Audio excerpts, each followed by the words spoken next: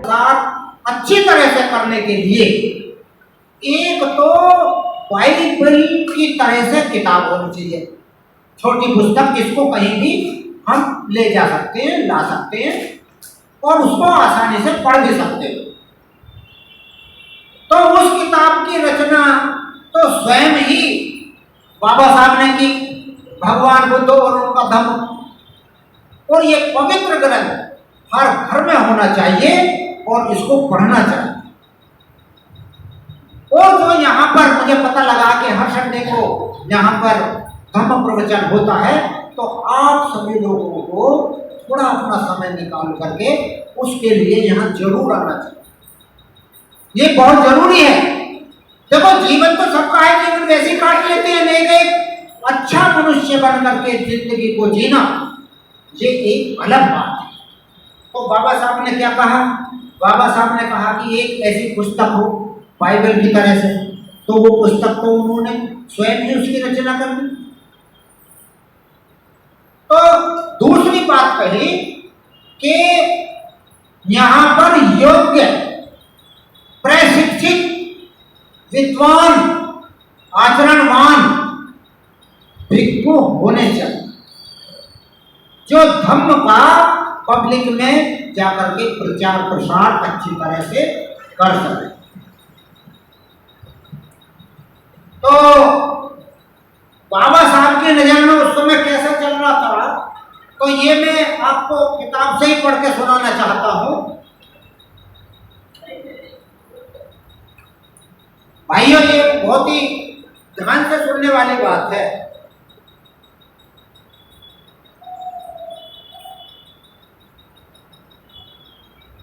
बाबा साहब ने उस समय का वर्णन देखो कैसे किया है, उन्हीं के शब्दों में बताना चाहता हूं कि जैसे पहले बुद्ध के जमाने में आर्य संघ था, भिक्षु आर्य संघ, तो क्या आज का भिक्षु संघ उन आदर्शों पर चलता है? बाबा साहब सवाल कर रहे हैं। इसका जवाब जोरदार है कि नहीं। वह न तो जनता का मार्गदर्शन करता है और न ही उसकी सेवा करता है, ये बाबा साहब कहते हैं। इसलिए भिक्षु संघ अपनी मौजूदा हालत में बुद्ध धर्म के प्रसार कार्य के बिल्कुल योग्य नहीं है। पहली बात तो यह है कि भिक्षुओं की संख्या भी अत्यधिक है। उनमें से साधु सन्यासियों जैसी ध्यान धारणा में व्यस्त रहने वालों की या तो फिजूल वक्त बर्बाद करने वालों की संख्या बहुत ज्यादा है। उनमें न तो विद्वता है, न ही सेवा भाव है। जब किसी को पीड़ित मानवता की सेवा करने का ख्याल आता है, तो हर कोई रामकृष्ण मिशन को ही याद करता है। भिक्षु संघ को कोई याद क्यों नहीं करता? आखिर सेवा करना किसका श्रद्धामय कर्तव्य होना चाहिए, भिक्षु संघ का या रामकृष्ण मिशन का? इस बारे में मैं किसी को भी कोई संदेह नहीं हो सकता। फिर भी संघ बेकार लोगों की एक सेना है। हम संख्या में कम भिक्षु चाहते हैं और चाहते हैं कि वे उच्च कोटि के विद्वान हों। भिक्षु सबको चाहिए कि वे ईसाई पादरियों से और खासकर जेसुइट पादरियों से कुछ बातें सीख लें। एशिया में ईसाई धर्म का फैलाव विद्या और चिकित्सा के द्वारा की गई सेवा से हुआ है। ईसाई धर्म के लिए यह इसलिए संभव हुआ कि ईसाई पादरी न केवल अपने धर्म के ज्ञानी होते हैं, बल्कि वे कला और विज्ञान में भी प्रवीण होते हैं। वास्तव में पुराने समय से भिक्षुओं का यही आदर्श रहा है। जैसा कि सर्वज्ञात है कि नालंदा और तक्षशिला विश्वविद्यालयों का संचालन भिक्षुओं के द्वारा और भिक्षुओं के लिए और भिक्षुओं की नियुक्ति करके होता था। स्पष्ट है कि वे जरूर विद्वान लोग रहे होंगे और यह भली भांति जानते होंगे कि अपने धर्म का प्रचार प्रसार करने के लिए सामाजिक सेवा अत्यधिक आवश्यक है। आज के भिक्षुओं को अपने पुराने आदर्श की ओर लौटना होगा। आज की स्थिति में पाया जाने वाला संघ जनता की इस प्रकार सेवा नहीं कर रहा है और इसलिए न ही लोगों को अपनी ओर वह आकर्षित कर रहा है। तो ये बाबा साहब के विचार है, उन्होंने ये अपने विचार व्यक्त किए थे। और उन्होंने यानी बाबा साहब ने फिर आगे कहा, तीसरी बात क्या, वो बहुत इंपॉर्टेंट है। तीसरी बात कही कि एक नया समाज और एक नया धम्म आंदोलन का आविष्कार होना चाहिए। और इसकी अपील बाबा साहब ने हमारे गुरु भंते संरक्षित से की थी। अब भंते जी ने सारे भारत को बौद्धमय करने के लिए बाबा साहब ने कहा था, लेकिन अब आप देखिए, मैं अलग से एक और बात कहना चाहता हूं। जो अंग्रेजों के बारे में मेरा अध्ययन है, वो बहुत ही संकल्पी आदमी होते हैं, कटिबद्ध होते हैं, प्रतिज्ञाबद्ध होते हैं। जिस बात को ठान लेते हैं वे उसे करके दिखाते हैं। और आप जानते ही हैं, इंग्लैंड ने इस दुनिया में करीब करीब 40 देशों पर अपना शासन किया। तो वो वैसे ही नहीं किया है, वो खुद बेईमान भी होते हैं। तो भंते ने न कि भारत को बल्कि पूरे विश्व को बौद्धमय बनाने की ठान ली थी। और उन्होंने फिर 7 जुलाई और 1968 को त्रिरत्न बौद्ध महासंघ की, इसका नाम वहां पहले कुछ और रखा गया था, लेकिन हम उसमें नहीं जाएंगे। हम ये बात बताते हैं कि इसकी स्थापना की, और वहां से ही फिर ये कारवां शुरू हो गया। और उन्होंने यहाँ पर आकर के भी बड़े बड़े सेंटर्स जो आज भी मौजूद हैं वो चल रहे हैं। और विदेशों में भी बहुत बड़े बड़े सेंटर्स खुले हुए हैं। लगभग 100 देशों में त्रिरत्न बौद्ध महासंघ अपने तरीके से, प्रतिज्ञाबद्ध तरीके से काम कर रहा है, भंते के मार्गदर्शन।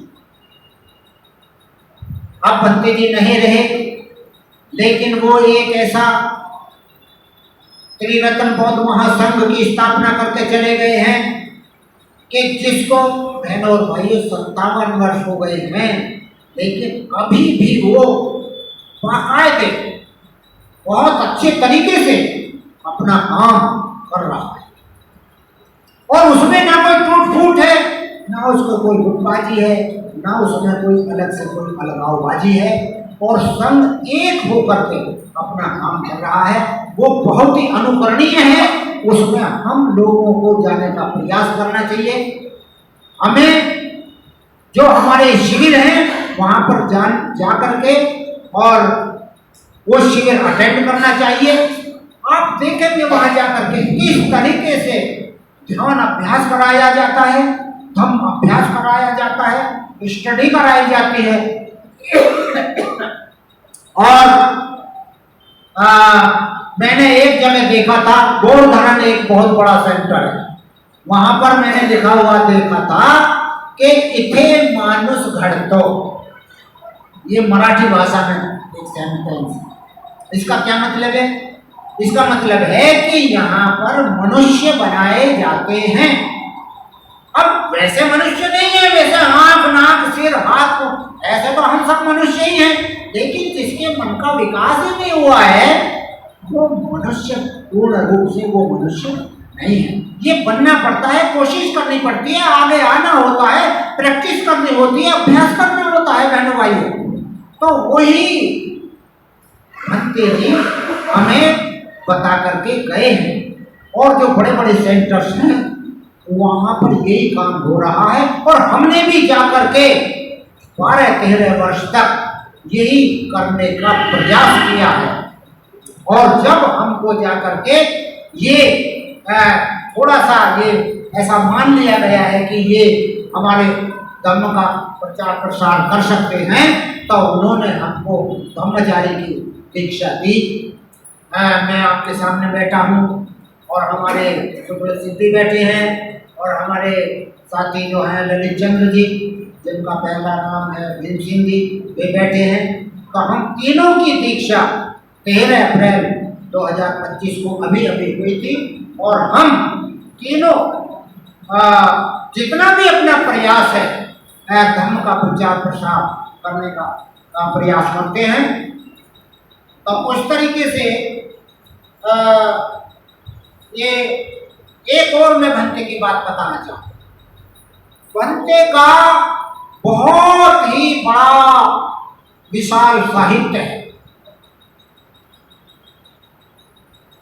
करीब करीब मैं बता रहा हूं कि उनकी मैंने एक प्रवचन सुना था, जो हमारे मौजूद यहाँ पर वरिष्ठ ब्रह्मचारी मंजू कुमार जी बैठे हुए हैं, तो शायद मैंने ये सुना था उनके प्रवचन में कि 100 से अधिक